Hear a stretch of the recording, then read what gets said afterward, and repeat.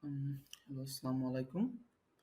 Welcome to the project presentation of Computer Architecture and Organization course code CC332 under the supervision of Dr. Maino Hussain sir.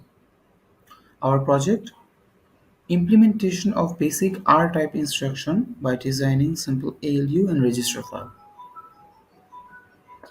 So this is our group Riot Club, and the members of the group are Jawad ibn Ahad, Abdur Rahman Farooq Khan, and Firdaus Hassan Jihad Akash. So the R-type data path. So our R-type data path consists of a total of three units: an instruction fetch unit, a register file, and a basic ALU. I will be describing the ALU part of our project. I am Abdur Rahman Farooq Khan, ID 2021794 from the ECU department. So let's begin. So in the slide, we can see that this is our basic overview of our ALU. This ALU has two select bits and it can perform a total number of four operations, two arithmetic and two logical operations, and or addition and subtraction. This is a very basic ALU, but a problem with this ALU is that the subtraction part or the subtraction operation cannot work without a manual carry. So let's find out.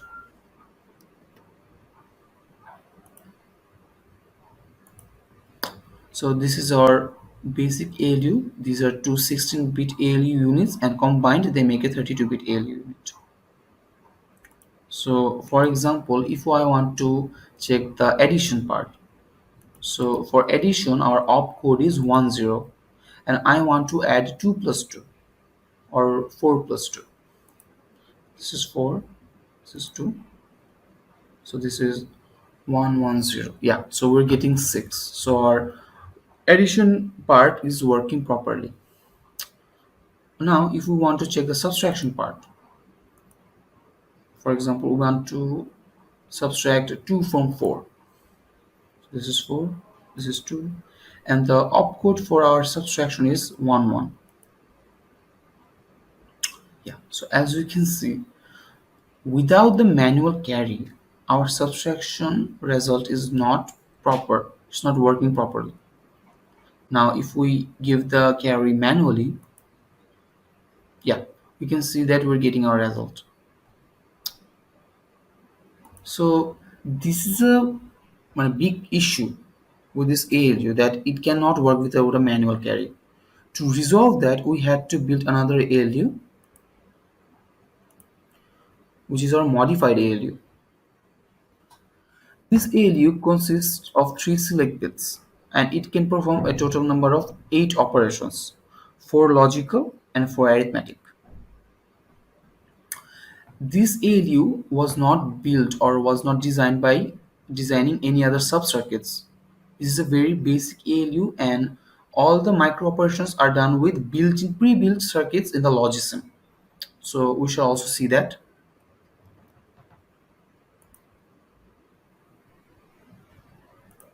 Yeah. So this is our modified ALU. So for example, if we want to check the addition part, like I want to add, yeah, 4 plus 1, and the opcode for this ALU is, for addition, is 100. So as we can see that we are adding 4 plus 1 and we're getting 5, which is 101. Now we want to check the subtraction part. So let's subtract 4 from 2, sorry, 2 from 4, and the output for subtraction is 101. So yeah, we're getting the proper result. Also, if we want to subtract a bigger number from a smaller number, for example, we want to subtract 4 from 2, so we should get a negative value. So yeah, as you can see, we're getting our original value, which is 2, but it's a negative. That's why all the other bits in front are negative. So our ALU is working properly. So the reason of designing this modified ALU was because the original ALU that we learned in our lab had only 2 bits and it can only perform 2 operations, AND and OR. But as we started working on our project, we had to learn how to make a proper 32-bit ALU. But then we found out that it had a problem with the manual carry. Then we had to build our modified ALU, which can work without carry. Although we have implemented both our basic and modified ALU in our R-Type project, which will be shown later on the video. But if we move on to, or sorry, if we go back to our basic ALU, we can see that this is based on a basic 1-bit ALU which can operate or which can do 4 operations, and then using that 1-bit subcircuit we have built a 2-bit ALU, then a 4-bit, then a 16-bit, and then finally using a 216-bit ALU unit we have completed our original 32-bit ALU unit. So that is all for our ALU unit in our project or in our R-Time instruction path. So the next part of our project, the register file and instruction fetch unit, will be described by our another member, Firdaus Hassan. Thank you. Thank you, Karib. Assalamu alaikum. My name is Firdaus Hassan Jihad Akash. I am covering the instruction fetch unit as well as the register file for my team. So starting with the instruction fetch unit block diagram, here we can see a program counter, one increment program counter which is our adder circuit, and one instruction memory which is our storing memory. So basically how it works, the program counter counts the instructions in list and then sends it to the memory where the instruction is stored. Then at the same time the address of the next instruction goes to the adder circuit added with the original opcode of the instruction. The program counter stores the memory address of the instruction and it changes the address in a memory location as well as in the adder circuit. The adder circuit that then adds 1 to the original memory address of the instruction, and it again changes the program counter.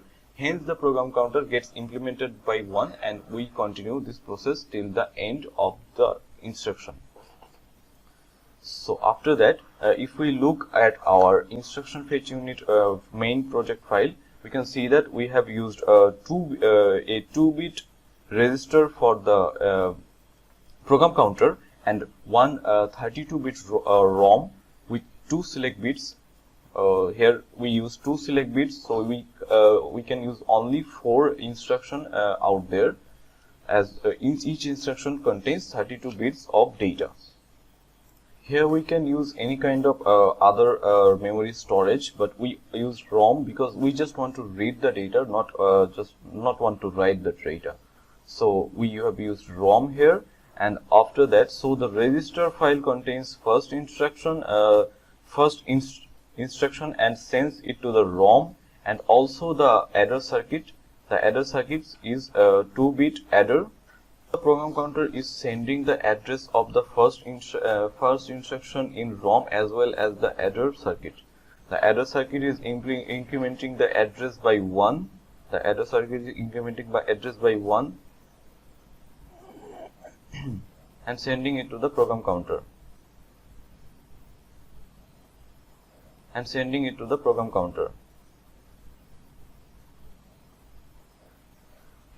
the program is implemented by 1, and we can go with the next instruction. So the program counter sending the address of the first instruction to the ROM as well as in the adder circuit. The adder circuit then incrementing the address by 1 and again sending into the program counter. Hence the program counter is implemented by 1, and we can go ahead with the next instruction. It will contain until the final instruction.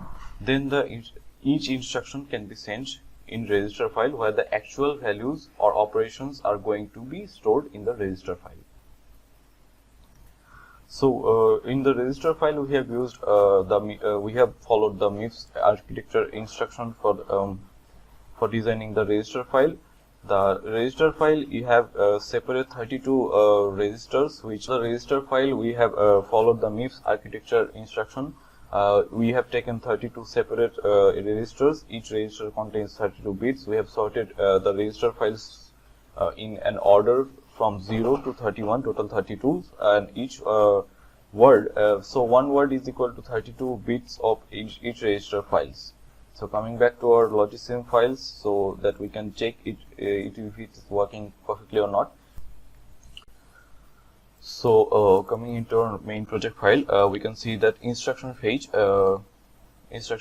This one is the logisim circuit, and if we clock pulse this one, every time the address in the memory, which is our ROM, gets implemented by 1. Every time we clock pulse this one, it gets implemented. It goes to the next address of the next instruction. And if we click that clear button, it will totally reset these things off. And every time it is implemented with the help of this adder. And after that, we have used 32-bit register file. So we have used separate 32-bit 32 registers, and each register contains 32 bits register file, 32 bits data.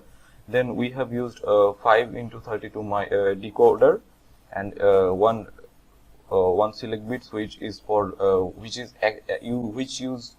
which we used to access all the 32 registers and store data on them. Here's another thing. Which data we want to set. So with the help of write data input, this input helps us to store exactly what we want to store.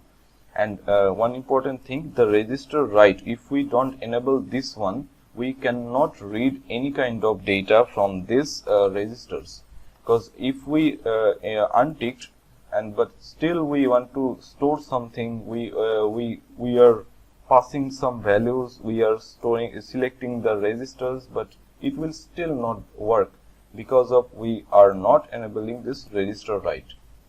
So it will only work, we can only store the data to register when the register write is on. Then checking it with this value, which is 3, and we are storing it in 0 1. The second, I mean the number 1 register, and if we clock pulse this one for one time, we can see the data 3 is stored in register 1. And now if we want to store this value in register RS, we want to select this register. So the register is 1. So if we select this register 1, we can see the result is exactly 3. So taking another example, now this time we want to select 3, I mean the register 3, this one, the third register, and we are storing 10.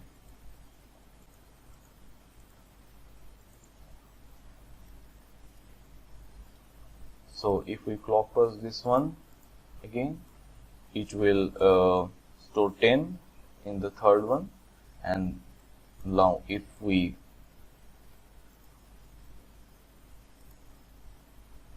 select the same register, we can see the result is exactly 10. So using this thing, I think it is proved that our logisim experiment was perfect. So this was my part of the project. Thank you. Assalamu alaikum. Hello everyone. I'm Jawad ibn Ahad. I want to thank my previous two group members for explaining their parts clearly. So as we have gone through ALU and register file and instruction fetch unit, I want to explain the idea of art interpret. So we have followed the exact same MIPS architecture. According to MIPS addressing mode, we have seen that our register addressing mode has opcode, RS, RT, RD, and SHAMP function. These fields have different kinds of data bits. As opcode has 6 data bits, RS, RT, RD are all, and SHAMP all are for 5 bit, and function is stand for 6 bit binary number. And we are seeing that RSRTRD are accessing the register file as well as the output. Their values are going to ALU, and the result is also stored in register file. We have built this in Artadata by our own knowledge. So this is the simple screenshot from our login file. You can see that interface unit is emitting the instructions based on the given input. So here we can see some opcode rs, rt, rd, shamped and function in SQL. And this is a register file. The output is going to ALU, and the output is stored in here.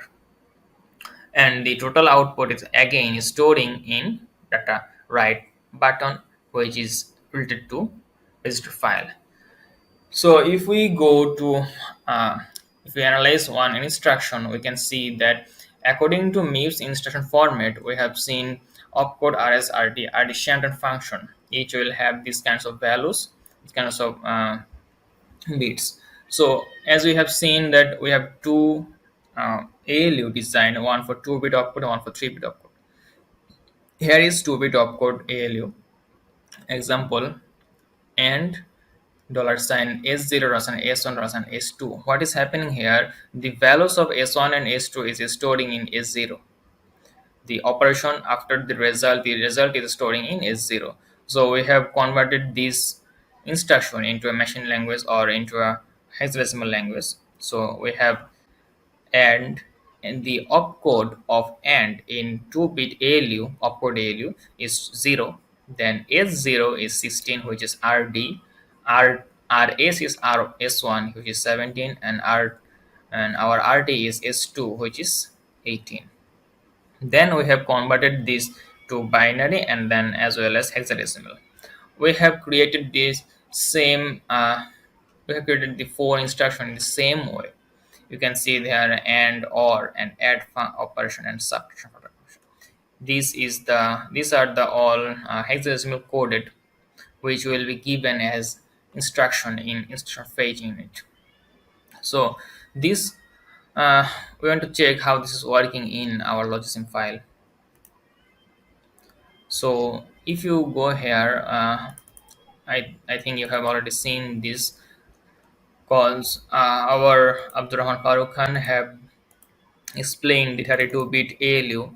Then our Firdaus Hassan has explained the 32-bit register file as well as register fetch unit. So in the total circuit, R-type circuit, we are seeing this. We have register fetch unit, register file, ALU. So what is happening here, in if we go to an interface unit, we will see that we have manually given the inputs of interfaces.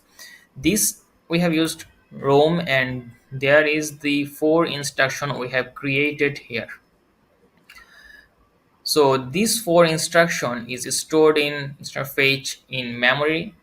Then this program counter will take each address at a time and pass the values to the output region. So by this way, what is happening when interface is taking one instruction and emitting this as an output, we are using here is a splitter. This splitter is doing a job of splitting the field. We have 6 fields, so our fan out is 6. We have manually setted the value of each fans. So we have seen that we have opcode, then rs, rt, rd, shamped and function. Opcode is directly going to opcode section of ALU. As we are using 2-bit opcode ALU, our 6-bit is we have used bit extender for converting this bit to 2-bit. The rs is going to the rs section of register file, then rt is going to rt section of register file, and rd is going to the same rd section of register file. This register read data 1, read data 2 will emit the value of rs and rt register. So these values are going directly to ALU, as inputs. If we see in ALU, we have two input A and B. So these two values of register is going as input of two values. The result is going outside of this data.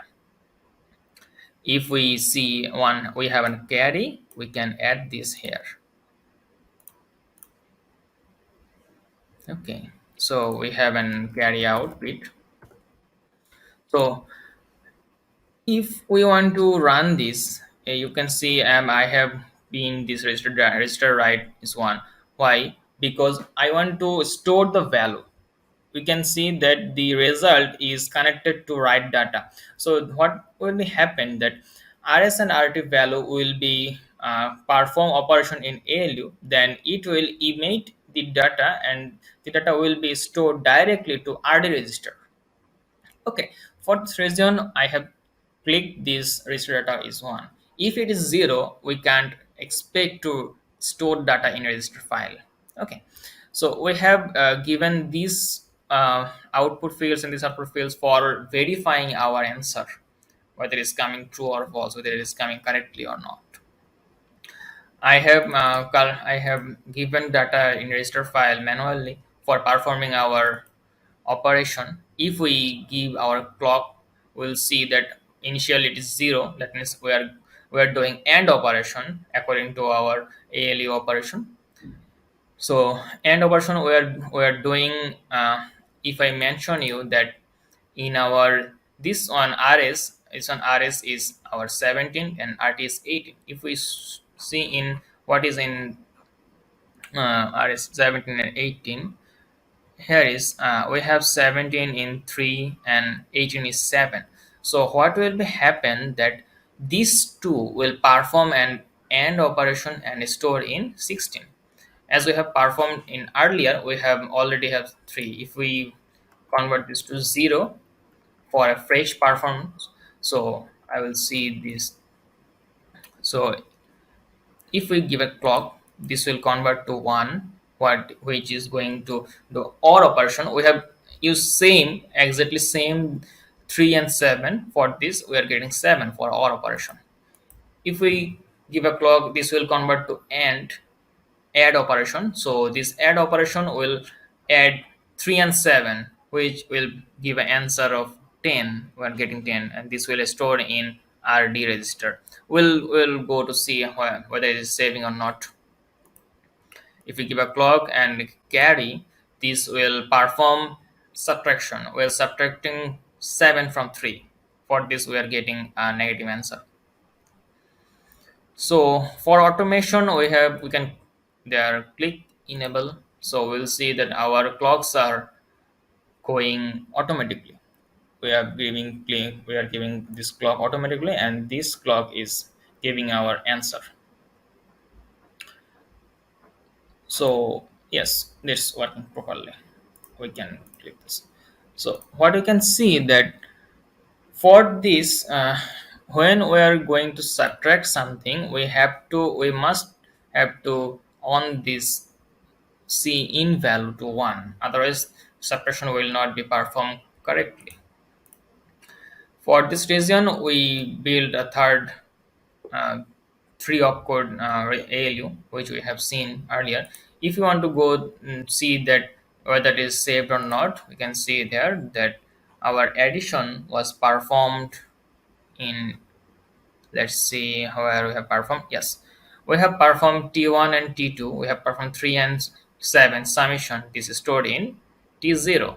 Okay, we have performed subtraction. This is stored in here. We have performed the AND operation, which is stored in here. Is this AND operation? Then we have performed this AND operation. Is AND operation 3 and 7, and is 3.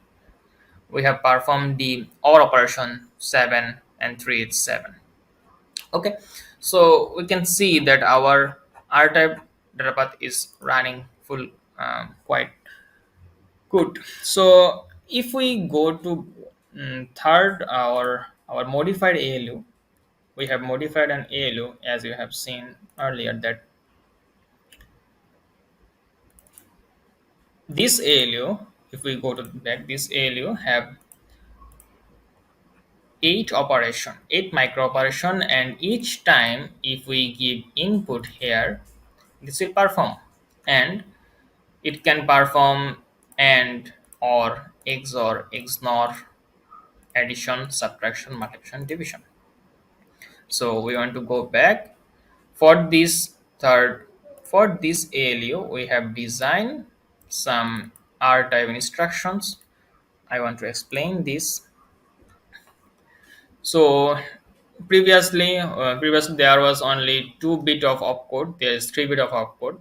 If we explain this, add $sign T7, $sign T0, $sign T5, what is happening? The value of T6 and T5 will end this operation and stored in T7. So it is our RD, it is our RS, and it is our RT. So as well as previously we converted this to binary and hexadecimal, the same process we followed here. Then we select 4 instructions here, and we again this implement this instruction in program counter manually. Let's go and check this out. If we go to program counter, we'll see the instructions stored here, exactly same instruction stored in here. So what it will do, previously it will take the address of one instruction, then increment the value of address. So it will, with a clock, it will increase the value 0 to 1, 1 to 3. So okay, so initially we can go with this. We can run some program, whether we can check it is working or not. Let's check if it's we have values inputted here. Yes, I'm seeing some value is stored in here. I might have stored this value in previous times. Okay.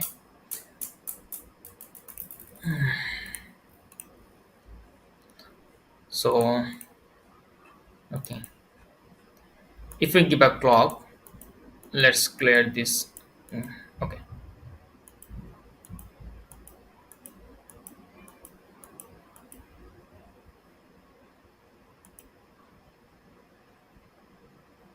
we have selected we have selected 4 instructions, which consist of all, which 4 are all arithmetic operation and subtract, multiplication, division. So yes, this is working properly. We can see this instruction is stored, and now if we clock here, initially we have 101. If we go back to ALU section, we will see 101 stands for addition in our modified ALU.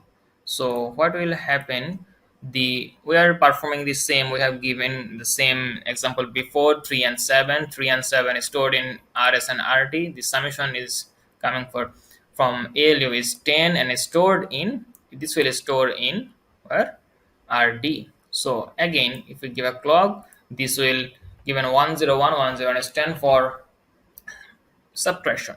The main thing is, previously we have to give a carry bit here for subtracting two numbers, but when we are using modified ALU, we don't need to use subtract one carry out. For this reason, we are because we are using the inbuilt subtractor, we are using inbuilt subtractor, so it's not giving any problem. So again we are subtracting 7 from 3, which is giving us 4, and this is a multiplication, 2's complement of 4. Okay, if we give a clock, this 110 stands for multiplication, and we are having the answer of 3 into 2. We have multiplied 3 and 2. 3 is stored in here and 2 is stored in RT. If we go back, we can see here RS is 1001, which is 17, and what is 18. If we go here, we'll take 17 number here. 17 is 2 and 18 is 3. So we are performing multiplication of 3 and 2, we will store in 0. Okay, giving a 110, it is 6. So again a clock, it is 111, which is for division. One thing I want to mention here, we are taking only result of division, we are not considering remainder of division. Okay, so if you can see here, we have 10100, which is 20 and is 21. So if we go to 20 and 21 number of register, we can see that 20 has 8 and 21 has 2. So we are dividing 8 by 2, we will get 4, right? We will get 4, and this will store in 19 number of registers RD. So yes, we are getting 4 and this will store in 19. For timing, we are holding shift and function is 0. Yes, so again this can run automatically. Yes, this one can run automatically. Subtraction, this is multiplication, this is division, this is and this is add, this is subtraction, this is multiplication, and this is again division. So yes, it's working properly. So here is some breakdown of this. As we are not considering remainder, we can have remainder of any division. If you divide 5 by 3, we will have remainder, but we are not considering a remainder. We will just store the answer, store the result of division, store the quaternion of division. Okay, and if we go back to our previous circuit, which will have manual input carry, so this circuit is, I guess, better if we for automation. Yes, there was ALU controller. We didn't use ALU controller because we wanted this project to more automatic. Like if we give a clock, this will work properly. This will work without any other of input.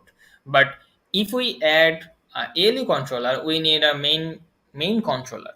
But as far as we gone through the labs, but for online classes or for some reasons we didn't cover the a main controller unit, and for that reason we didn't use ALU controller as well, as because that ALU controller will have almost 3 and 4 3 or manual input. So that will make our project much more manual, more than not that much automatic. So for this reason we have exclude that. We have added ALU, which can automatically add, subtract, multiplication and division. So now this is running automatically after giving after storing instant pages. So one thing, we want to go check the registers whether it's saved or not. If you go to register, then check yes, this is storing. This is division. Sorry, this is subtraction. It's stored 3 and 7. Then yes, it's 3 minus 7 is stored in complement of minus 4. Is its complement of 4 is saved. Then we will go to yes, there is 3 and 7 addition is stored in A. Yes, it is storing. Then 6 and 2 addition stored is 3. Yes, it's storing properly. And 4, it's 8 divided by 2 is storing 4. Yes, so our total R-type is working properly. R-type database is working properly. After the after completion of R-type register, we're using two ALU, one for 3-bit opcode, one for 2-bit opcode. We moved on I-type instruction data path. So we will describe this a bit later on. So viewers, for our item data path, we have used this format, same MIPS format, MIPS right data format. You can see that opcode, RS, RT, and immediate value, same what we have used in for RType data path. So here for item load instruction, we have listed these values. We have an offset and RS and RD. You know that for what does this offset working here? Offset is mainly this is the base address stored in register 0 actually. So what is happening, offset will be add to this base addresses value, and that register at that register is the offset is the main base is 0, then offset is 2, then 0 plus 2 is 3, then base address plus 2 is 3. This register will get the value of RD. So I have designed this for load as well as this is for store. Store is also kind of similar kind of items. So There will be offset and rs will be 0. Again, this will add this number and the store should be there. So I have mentioned here that for loading and storing we will use only addition, because you can see that we are adding offset with the value of register 0, or other no other operation to perform. For this reason, our opcode is must be 2 every case in load and as well as source it is be 2. Sorry, there should be there is a type of mistake. There should be a source. There should be a SW. So, so I have anyway. We have convert this whole assembly language to the to our understandable machine language code and hexadecimal. So let's move on to check this how it is working. So you can see that I we have an program counter insert fetch unit again, and here I have stored it's the load operation and it's the source operation. So if we go to our interface unit, you will see that we have opcode RD, RS, and all other immediate value. So this will work if we give some interface clock. This will work properly. So we can go back to slide, and you have seen how we have designed our R type and I type format for our project. Our project is mainly based on R type, and we have just shown some I type details for better understand. So thank you everyone for seeing us. We should post the you should put the slide and should post the entire project in our video link in description. You might have checked you might be able to check that. Thank you.